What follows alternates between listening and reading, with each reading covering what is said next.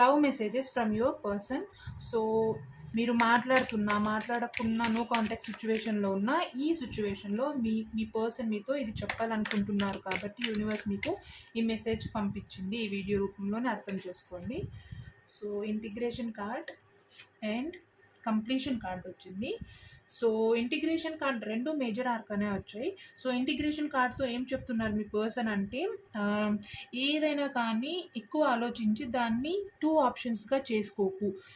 ఏదైనా ఒక్క స్టెప్ ఆలోచించు, ఒక్క దాని మీద స్టాండ్ తీసుకో, ఎక్కువ ఆలోచించకు అని ఈ కార్డ్తో చెప్తున్నారు. అండ్ ఈ కార్డ్తో ఏం చెప్తున్నారంటే, నువ్వు అనుకున్నది త్వరలో జరగబోతుంది.